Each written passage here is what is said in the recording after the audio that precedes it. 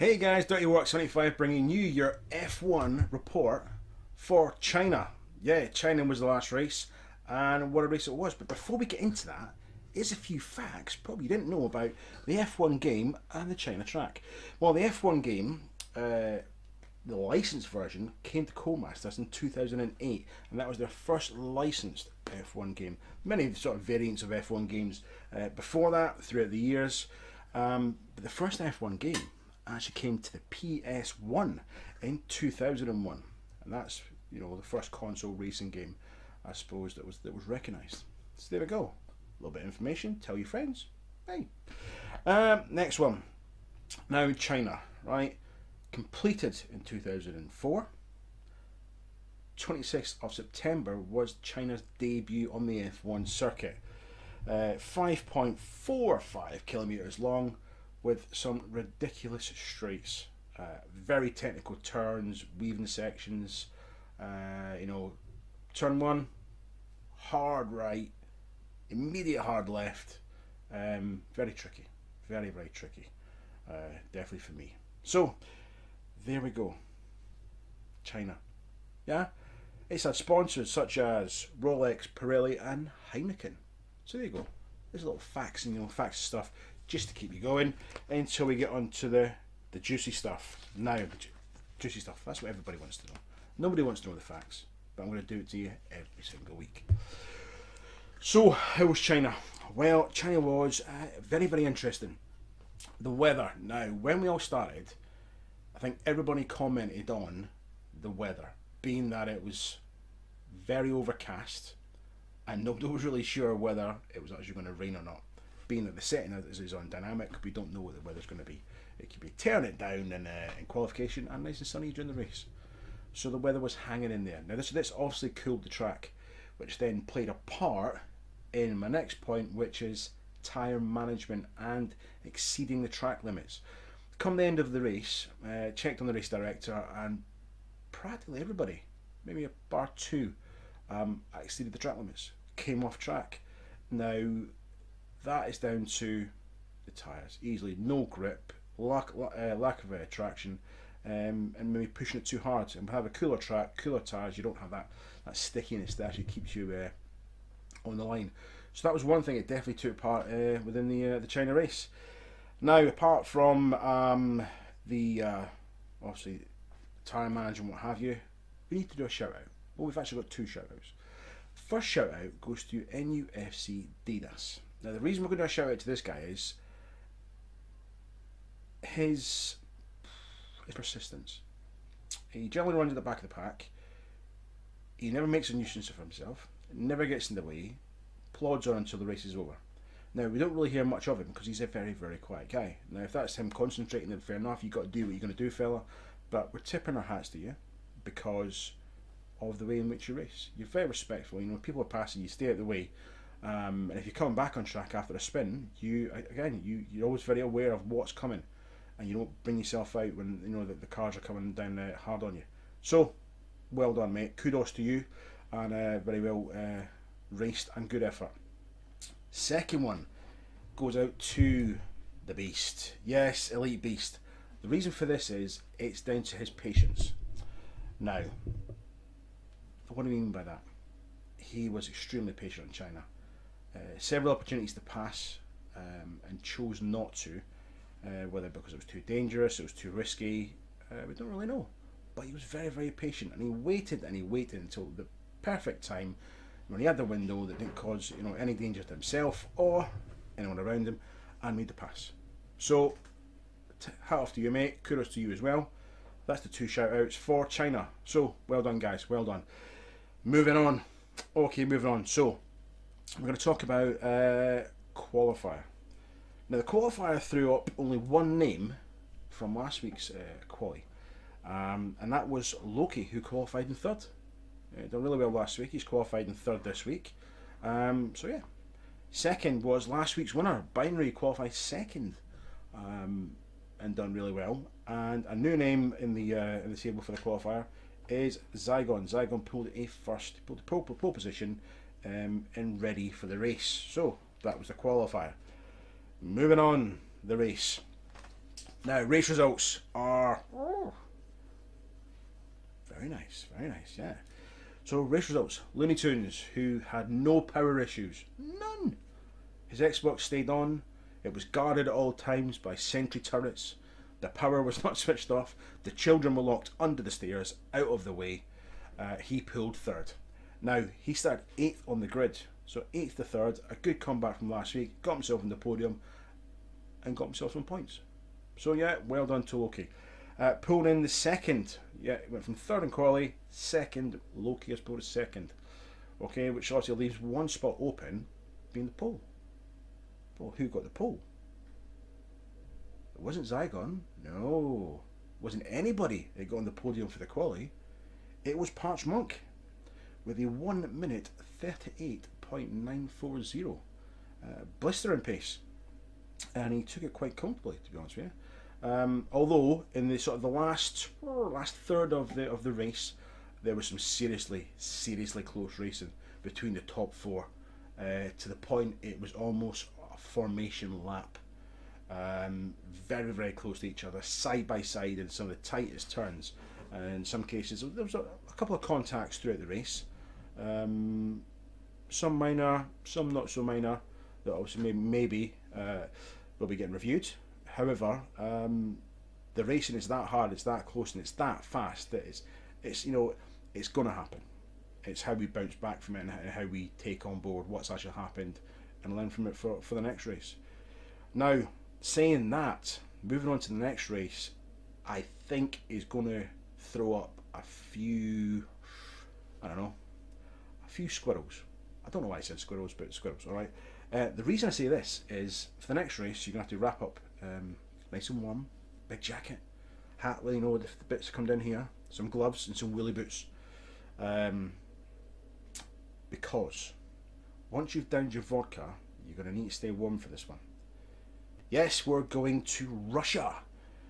Now, Russia's a fantastic track. I like Russia. I didn't at the start, but I do now. Russia has this... Russia's got this thing about it, right? It's not Monaco, it's an enclosed circuit, right? So what I mean by that is lots of walls and, you know, very close proximity to the track. Now, that's the only similarity it has to Monaco, right? It's closed. So if it's going to go wrong, it's going to go wrong big.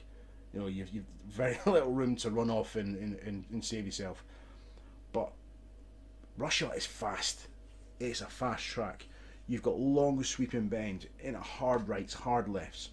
And if you don't make the bend, and you don't think you're going to stop, I don't think you have to worry. Because the wall's there to stop you. And it will stop you. And it'll probably stop your race at the same time. It is a really good track. It is. There's some really nice bends, sweeping bends, where there's room for 2-3 cars to go around there, and then you've got to make a decision whether you can outbrake or brake in time to make the corner, to make that pass. And you've got to do it safely. You've got to do it respectfully for obviously everybody else on the track. So that's Russia. So stay tuned. Obviously next week I'll bring you the results from Russia, which I think are going to be very interesting. I think they really are. It's going to be an exciting race, no doubt. So that concludes the Formula 1 report from me. However, don't go anywhere. Just hang on.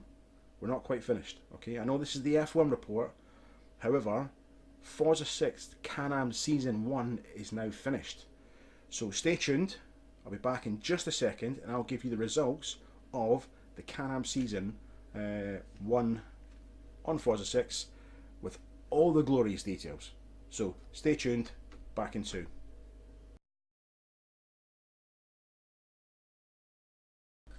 Hey guys, we're back. Yeah, I know it'll be in 2 minutes. Did you make a brew? Did you pause it? Or have you carried on? If you carried on, okay, there'll be enough time for you to make a brew at the end. Okay, so Forza 6 Can-Am Season 1 results. Now, I've been given some notes because I don't take part in the season. I'm delivering the good news to you. So I've got some notes here, so I'll be flicking between you and the laptop just to give you the details, as there's quite a few. Alright, so from the top, okay, this is how it goes. So Lumberbrock won the final race of the season to take the championship by the finest of margins. Now, he deserves to win. Quite quite truly. Winning 9 out of 12. That's wow, very impressive. You know, 9 out of 12 races. That's damn good. So you know, hat off to him for the winning the season. Now, greasy wheel. It looks like you don't have got a lot of good luck on this one, my friend. Were the gods against him? Ooh.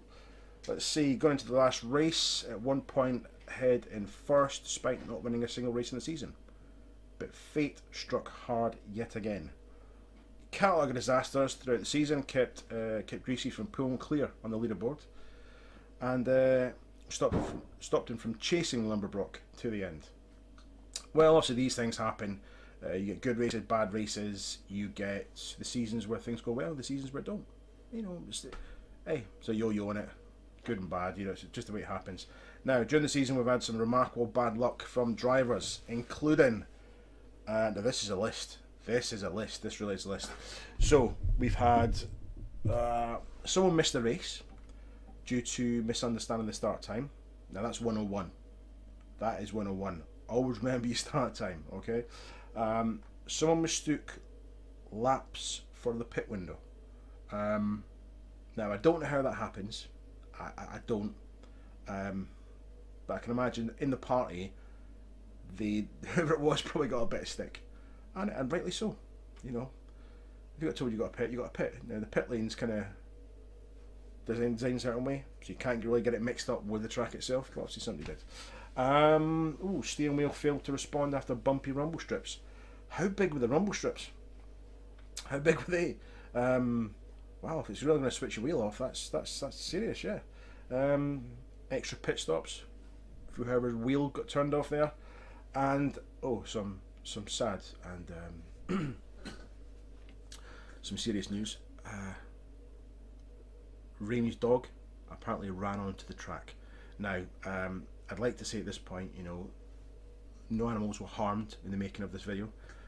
Rainey's dog has made a full recovery, apart from being, having their scared out of him. And he'll be back for season 2. He will be back for season 2, just to scare some more drivers. So there we go.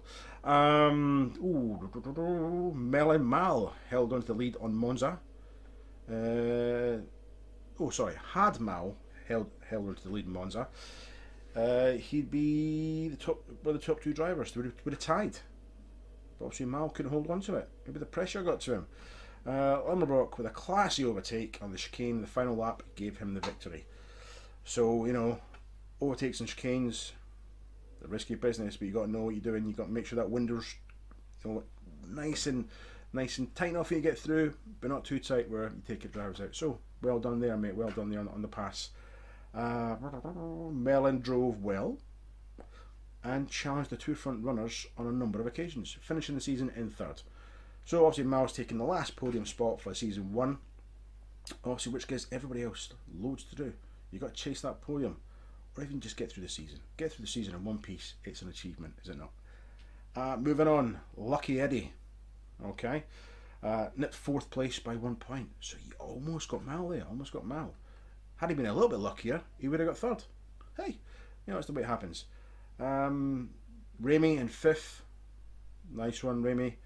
What else? Remy has showed it. He can be competitive in the Can-Ams. Now, Remy is a very competitive guy. I think sometimes underestimated.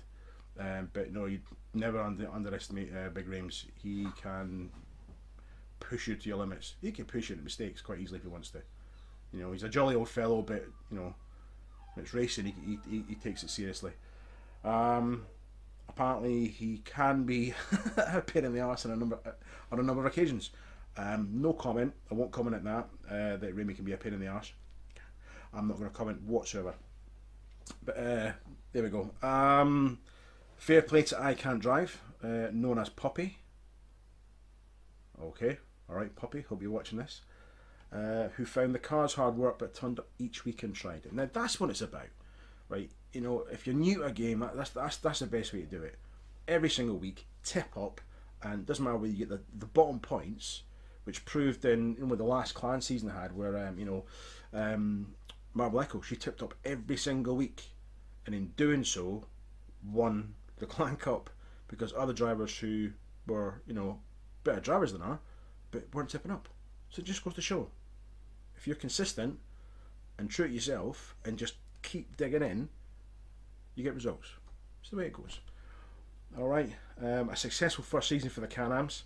Obviously the first one for the GLC, and it's gone really well. It really has gone really well from what I can understand from the report and from what Miles told me. It's gone really, really well, and I'm hearing things about the Can-Am season that people are really, really enjoying it. So that's what, that's really important, really important.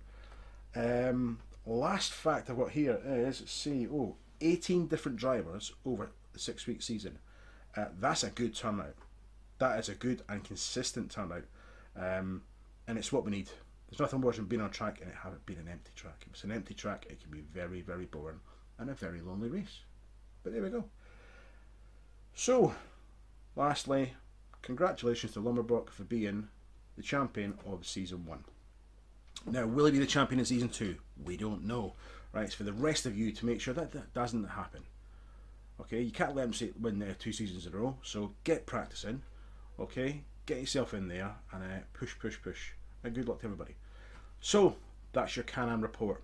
Alright, I'm Dirty Walk 75, and for everyone on F1, I shall see you next week for the results of the Russian Grand Prix. So, Dirty Walk, signing out. Take it easy.